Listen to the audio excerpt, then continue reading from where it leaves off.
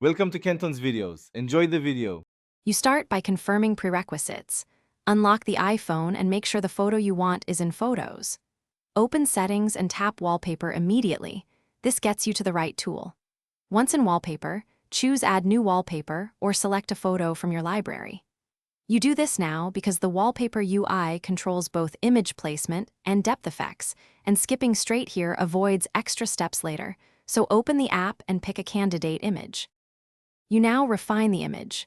Tap the photo, then pinch to zoom and drag to position it under the clock. This controls focal point and legibility. Make sure to toggle perspective zoom if you want parallax. Turn it off for a static look. If subject separation is needed, enable depth or apply a filter. This helps clock contrast and readability. Once satisfied, tap Set, choose Lock Screen, and proceed. These adjustments ensure your new lock screen looks in. Finish by tapping Set and selecting Set Lock Screen. You can also set for both lock and home screen. After setting, lock the phone to confirm appearance and clock legibility.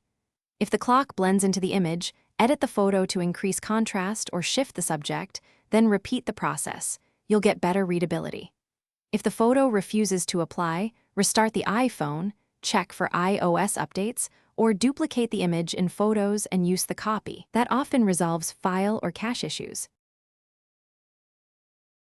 Thanks for watching. Consider subscribing if we helped you.